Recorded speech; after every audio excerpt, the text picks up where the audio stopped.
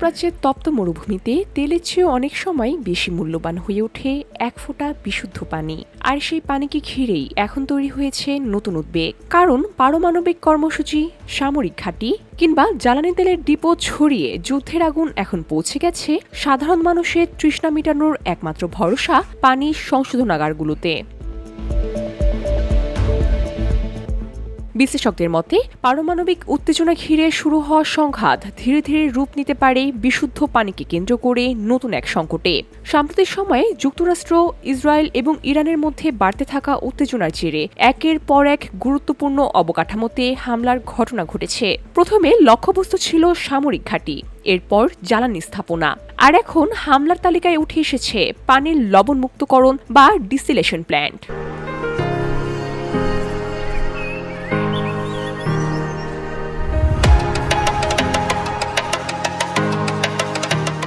সম্প্রতি ইরানের একটি লবণ পানির সংশোধনাগারে যুক্তরাষ্ট্রের হামলার খবর প্রকাশের পর পরিস্থিতি আরও উত্তপ্ত হয়ে ওঠে।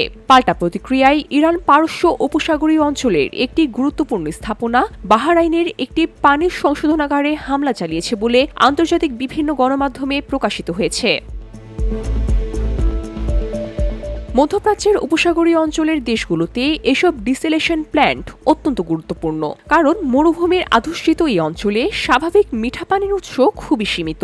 ফলে সমুদ্রের লবণাক্ত পানি পরিশোধন করেই তৈরি করা হয় পানযোগ্য পানি। কাতার, সৌদি আরব, সংযুক্ত আরব আমিরাত, কুয়েত এবং বাহরাইন এই দেশগুলো মূলত এই প্রযুক্তির উপরেই ব্যাপকভাবে নির্ভরশীল। আন্তর্জাতিক সংবাদ মাধ্যমের তথ্য অনুযায়ী পারস্য উপসাগরের উপকূল জুড়ে ছড়িয়ে রয়েছে 4 শতাধিক পানির লবণমুক্তকরণ কেন্দ্র।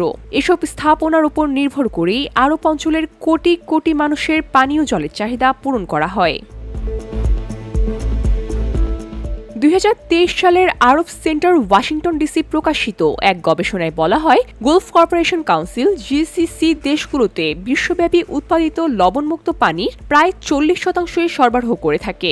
দেশভেদে এর নির্ভরতার মাত্রা অনেক বেশি। উদাহরণ হিসাবে বলা যায়, সংযুক্ত আরব আমিরাতের প্রায় 42% পানীয় জল আসে ডিসিলেশন প্ল্যান্ট থেকে। কুয়েতে এ হার 90%, ওমানে প্রায় 86%, আর সৌদি আরবে এ হার প্রায় 70%। ফলে এসব স্থাপনার উপরে যে কোনো বড় ধরনের হামলা মানে পুরো অঞ্চলের জন্য বড় ধরনের সংকট তৈরি করা। বিশেষজ্ঞদের মতে, যুদ্ধ যদি পানির মতো মৌলিক সম্পদকে কেন্দ্র করে ছড়িয়ে পড়ে, তবে তার প্রভাব আরও ভয়াবহ হতে পারে, কারণ পানি মানুষের বেঁচে থাকার জন্য সবচেয়ে গুরুত্বপূর্ণ উপাদান।